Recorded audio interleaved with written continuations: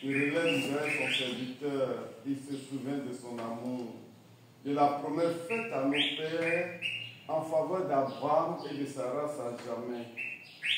Marie resta avec Élisabeth environ 3 mois, puis elle s'en retourna chez elle. Acclamons la parole de Dieu. Louange à toi, Seigneur Jésus. Frères et sœurs, aujourd'hui nous fêtons la visitation de Marie.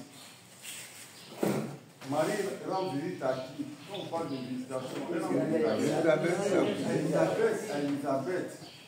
Mais c'est à quel moment elle s'est rendue compte qu'il fallait rendre visite à sa cousine? À la conception. À quoi?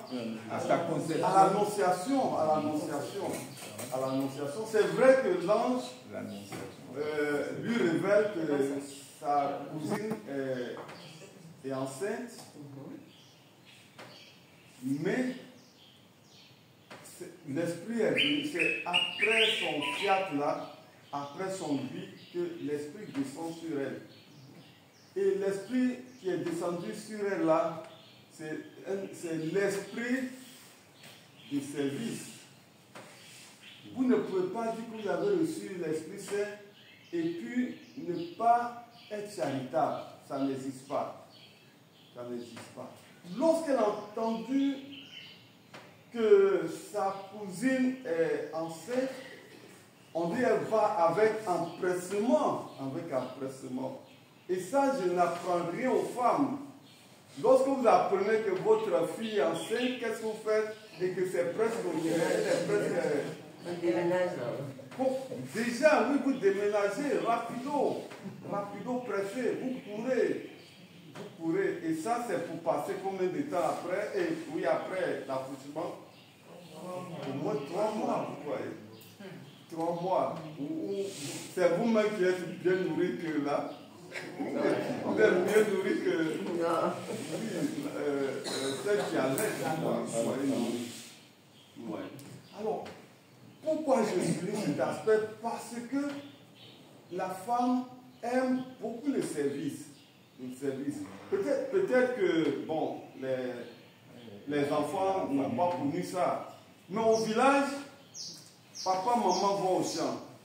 Quand ils vont au champ, au retour, maman a un gros bagage. Et puis, bébé au dos, c'est ça, non? Bébé au dos. Et puis, elle vient. Quelquefois, monsieur, elle devant, mais c'est la machette seulement qui l'attrape. Pour ceux qui ne connaissent pas le village, je me suis en train de vous parler du village. Donc, papa, maman vont au champ. Au retour, maman a un gros bagage sur la tête, et puis le bébé au dos. Quand elle arrive ils arrivent à la maison, monsieur au cabaret avec ses amis, mais est-ce que maman va aussi au cabaret? Qu'est-ce que maman fait? Elle fait la cuisine, même quand il fait nuit, elle fait la cuisine. L'autre, il est assis quelque part là-bas, peinard, mais ne pensez pas que pendant qu'il est en train de boire là-bas, il ne pense pas à sa nourriture. Il pense à sa nourriture. La femme a ce don déjà. Il y a déjà des germes, des prédispositions. Alors, notre mère que nous vénérons, nous honorons aujourd'hui, a ce don de service. Le don de service. Elle se soucie des autres. Elle tout et puis elle arrive chez Élisabeth. Mais déjà, dans sa salutation engendre l'Esprit Saint. Parce qu'elle est l'épouse de l'Esprit Saint. C'est ce que les autres ne savent pas. Elle est l'épouse de l'Esprit Saint. Elle salue Élisabeth, qu'est-ce qui se passe? On dit elle est remplie automatiquement, elle est remplie d'Esprit Saint. Et puis on commence à chanter les louanges de sa sœur Marie. Mais disons, elle ne connaît pas sa sœur. Elle ne sait pas que sa sœur est la servante du Seigneur. Elle ne le sait pas. Mais après la salutation de la Vierge Marie, elle commence à prophétiser. Heureux c'est qui a pris à l'accomplissement de la parole. Celui chrétien que nous sommes, parmi nous, ceux qui ne peuvent pas réciter le rosaire, ne peuvent pas découvrir Jésus-Christ. Ne peuvent pas découvrir Jésus-Christ. Parce que celle qui est l'épouse de l'Esprit Saint nous communique ses grâces lorsque nous récitons le rosaire. Nous avons récité le rosaire jusqu'au matin, non? Vous pensez que c'est gratuit. Vous allez avec des grâces. Vous partez avec des grâces. Mais on ne peut pas dénombrer ces grâces que vous recevez. La présence de Marie dans notre vie engendre tout ce que vous connaissez comme bonheur. Bonheur. C'est pas pour rien, par moment on a la paresse de réciter le rosaire. Parce que l'autre va t'empêcher de recevoir toutes les grâces.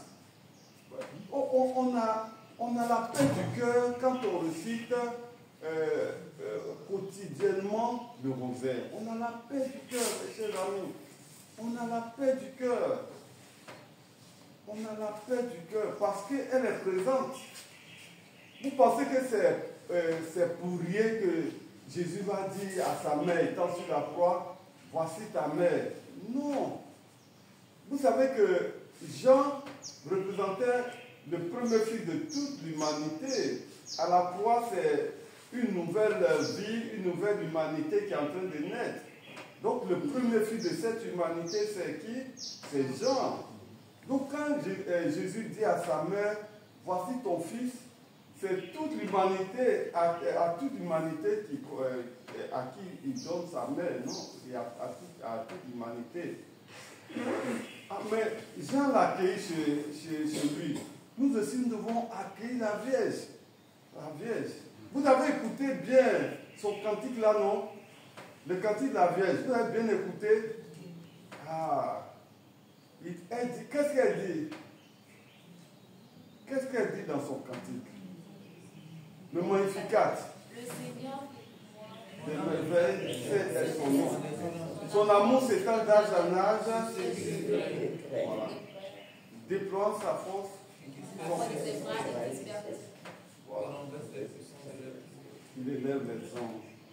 Voilà. Mais si on reprend tout le cantique, vous allez voir qu'elle dit désormais tous les âges me diront bienheureuse. Et pour ceux qui ont fait la Bible, même la virgule a une signification très importante. Désormais, tous les âges me diront bienheureuse. Et ceux qui lisent bien la Bible, que ce soit les catholiques, les autres là, quand ils tombent sur ce passage-là, ils sont surpris. Ils disent, mais pourquoi on insulte les catholiques? Pourquoi nous, désormais, tous les âges me diront bienheureuse? Vous êtes tombé déjà sur ce passage? On vient de lire ça. Désormais, tous les âges me diront bienheureuse. Alors, il faut prendre Marie comment on dit là? Il faut prendre Marie ce soir.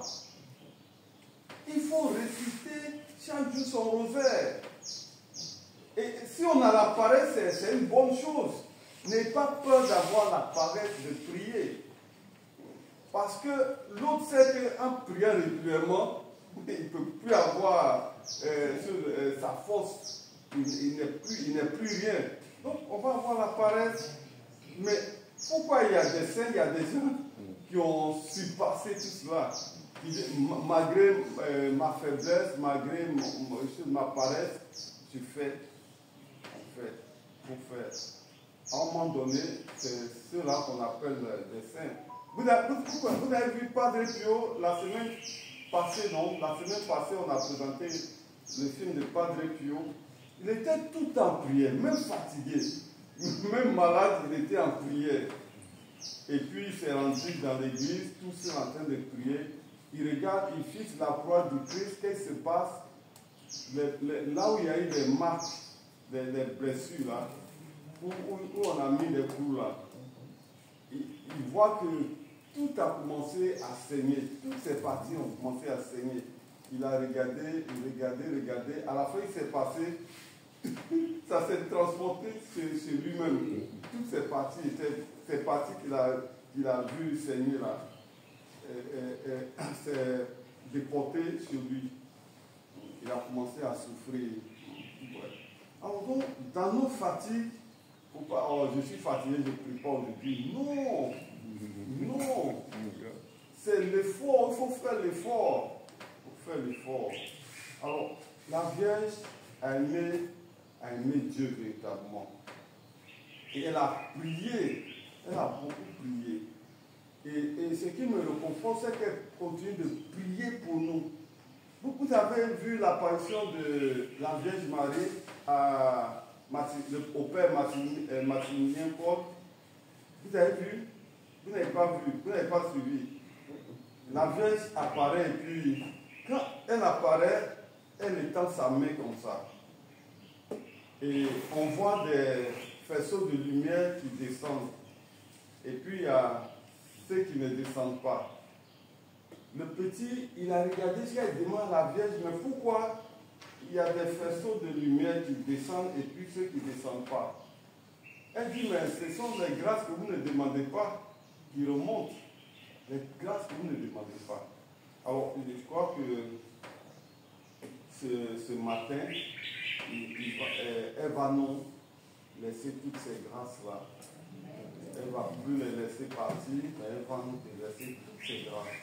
Pour que nous soyons des chrétiens à l'image de son Fils. Merci.